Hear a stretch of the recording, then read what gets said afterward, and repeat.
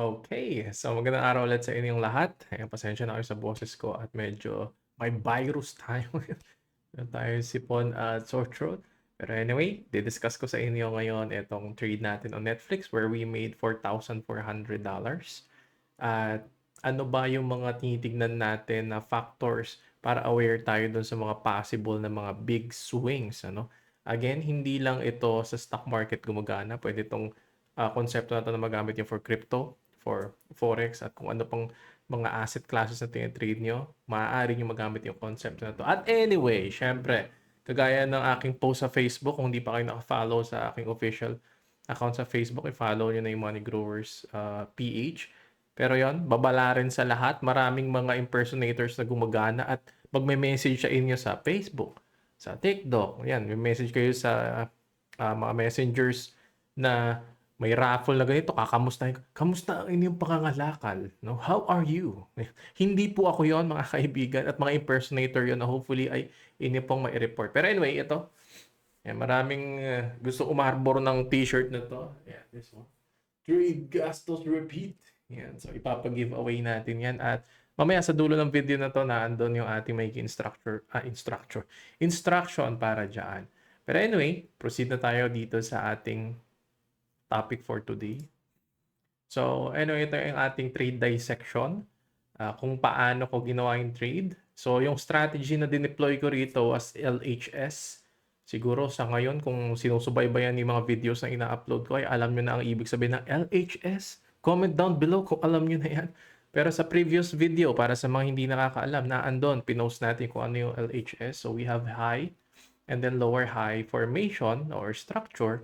At doon tayo pumasok sa trade na to for Netflix. Yun nga, profit natin 4,400. And then, the capital requirement. Ito, may mga nagtatanong at kaklaruhin ko about capital. Ano? Kasi ang capital nito malaki. 40,000, sir, yung ginamit mong capital. Yes, this is the capital requirement para ma-take ko yung trade na ito kasi this is 100 shares of Netflix. And currently, ang price ni Netflix nung binili ko siya or shinort ko siya ay $445. So, ayan yung capital na nare-require niya. Pero, ang risk lang talaga ng trade kapag natalo ako, hindi matatalo yung 40,000 mo. Ang matatalo lang sa'yo is 90,000. So, or 90,000. $900. So, ayan ay wide stop. Pumasok ako at 445. Pwede kang umexit naman ng 450. Kung ang magiging exit mo is very tight, kung sa 450, ang magiging risk mo lang originally is 500. Pero wide stop kasi ito yung sa week, sa highest point ng swing na ito ng lower high, that is $900 risk. That is 453. So, ayan ang istorya, ang kwento ng trade na ito. Ngayon, $900 risk, ang naging reward nga natin was 4,000. Ayan, 44. So, ang ating risk-reward ratio or R, R multiple, ang tawag ng iba is near 1:5. Yung trade. Magbato ka ng 900, bumalik sa'yo times 5 ng 900. So, yun, nag-overshoot pa nga siya. Malaki pa yung possible gain. Pero ang actual lang talaga kasi target ko was 400. Tapos napakabilis niyang, mabilis siya gumalaw towards the direction. Ano ba yung nangyari? Bakit nga may mga malalaking move ito? So anyway, time frame natin dito was daily. No? So, yan. At isa pa pala, ito sa capital ulit. Yan, 40,000. Ang laki pala, hindi pala makapag-trade, sir. 2 million yun eh. In peso, wala naman ganun kalaking halaga. Again, bibigyan kayo ng broker nyo ng leverage. No, you have an option to take leverage. So, i-multiply niyo yung capital mo. Let's say, ang capital mo lang is 1,000. Depende sa broker nyo kung magkano ibibigay sa inyo. Yan, ibibigyan ka times 6 ng broker mo. Magkakaroon ka ng buying power. Iba yung buying power sa capital. Okay? This is your capital. Pagka minultiply na ni broker, binigay leverage ay yung buying power mo. So, pwede kang bumili ng higit kesa dito sa actual na capital mo. So, ayan ang buying power. So, may mga videos na rin tayo dyan. Try nyo mag-subscribe kung gusto nyo matutunan at marami na tayo in-upload na video patungkol dito sa trading. So, anyway, that is the trade. Ngayon, forward tayo. Ano nga ba or what factors lead to significant price fluctuations in stocks? So, ito kahit Forex, again, pwede rin sa crypto. Pero ito, sa stocks muna tayo. Ano yung nagpapagalaw ng ganito? As you can see, kung i-highlight natin ito, big move to yun. Nagkaroon ng malaking gap. And ito naman, may malaking kandila pababa. Yan, dire-diretso pa nga siya bumaba. Ano yung mga factor na tinitingnan? Alam ko ba yan na nagkakaroon ng malaking move? So, handa ba ako na kung sakali man against sa akin, lumipad? No? Meron ba tayong mga binabantayan na iba-ibang mga factors pa? So, ito yan. Una-una yung earnings report. So, kung sa stocks kayo nagte-trade, every quarter, nagre-release ng earnings yung mga company. Tandaan nyo sa earnings, meron mga forecast yan. So, ang ibig sabihin ng forecast, let's say, ang ine-expect ng mga analyst is yung Netflix, kunwari, ay kailangan magkaroon siya ng 5 billion in revenue. No? Eh, nag-release na sila ng earnings. Nako, less than 5 billion.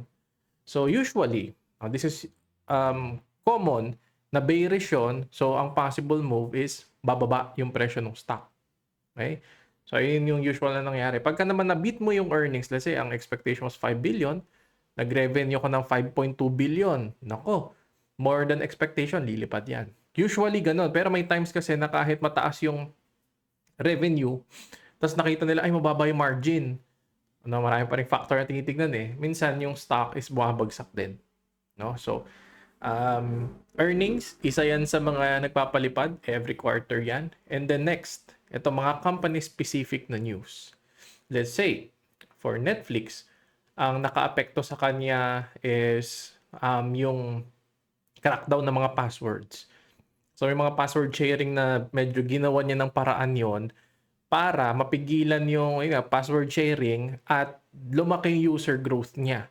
So, pag lumaki yung user growth mo, syempre, magbabayad yung another mga clients mo yun. So, possible mag-drive ng stock yung pataas.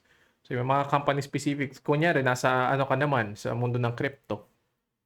Yung specific na coin na tinitrade mo is, let's say, Ripple. Alam ko, may good news sa Ripple. May mga big companies na nagkaroon ng interest at i-integrate yung Ripple sa ecosystem nila. So, magiging good yung catalyst na yun. Possible yung mag-drive ng presyo ng asset pataas. Okay?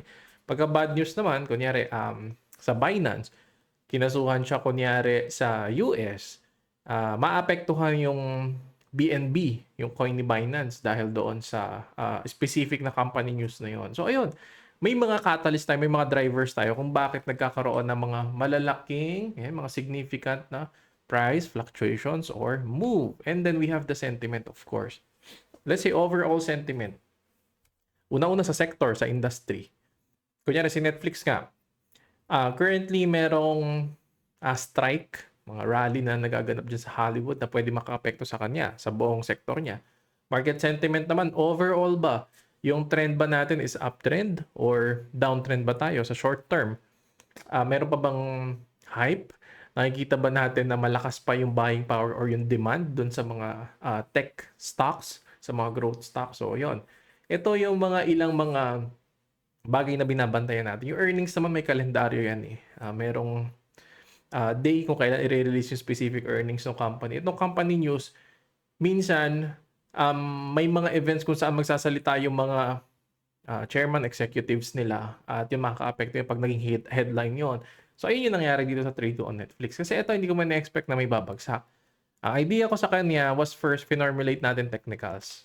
Move tayo doon sa idea. This is the trade idea for Netflix na inisip ko, this is head and shoulders. Pero nga, kung isi-simplify natin, this is the left shoulder, this is the head, right shoulder, pero high, lower high lang din naman yan eh. Tapos pumasok tayo doon sa break nung flag. Yan. Ang initial trade ko kasi talaga dito was an option trade. Tapos kinonvert lang natin into shares or in exercise natin. So anyway, ito yung mga catalyst niyan.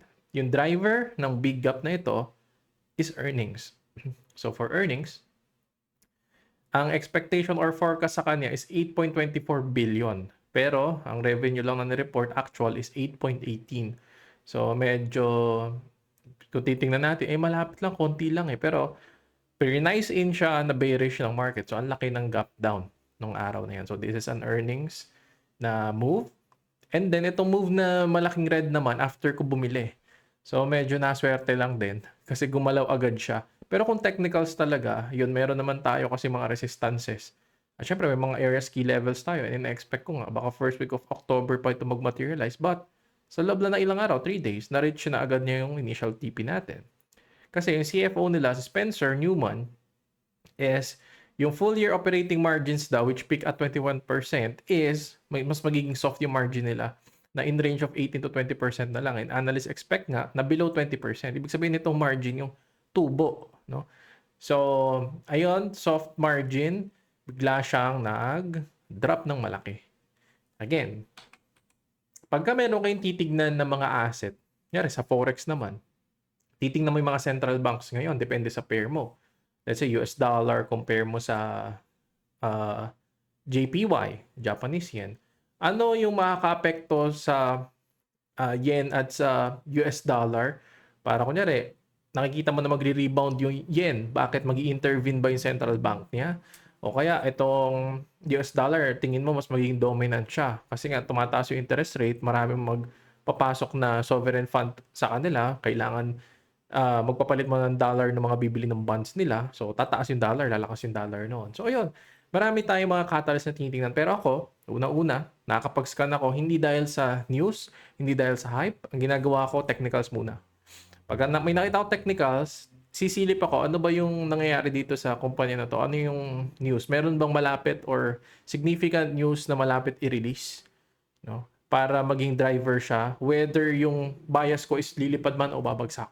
So pag babagsak, naghahanap ako ng bad news. Kung lilipad naman, hahanap ka ng good news. Pwedeng specific sa company or pwedeng sa kabuuan ng industry. No, ayun yung current na aking workflow. At ayun nga ang istorya nitong trade natin na to on Netflix. Okay? So, next natin, yan. At ito na yung ating raffle. So, simple lang naman, syempre. Pwede nyo i-like, pwede nyo i-subscribe yung ating channel dito sa YouTube. At para manalo kayo sa raffle, kailangan lang, syempre, subscriber kayo ng channel natin dito sa YouTube at mag-comment na kayo sa baba. Kung ano man trip nyo, i-comment dyan kasi dyan ako gagawa ng generator para mapili kung sino ang magiging winner natin itong ating damit na ito. So patuloy kayong mag-subscribe dahil sa mga susunod na videos natin ay may mga giveaways pa tayo na ibibigay. At doon naman sa mga interested pa na matuto, syempre, you can check our trading room dito sa moneygrowers.ph. So kung gusto niyo matuto ng about sa stock market, you can check trading walkthrough. Every week, live tayo doon. And kung gusto niyo naman ng day trading sa US, you can check the Ascension. Kasi every day naman, daily, nagtitrade tayo ng live with our students. At yung mga secret techniques na hindi natin ma-share dito sa YouTube, yung mga premium contents natin na andun nakalagay. So again, maraming salamat ulit sa inyong panonood. Good luck sa inyong mga trades ngayong week na ito. So God bless everyone and thank you.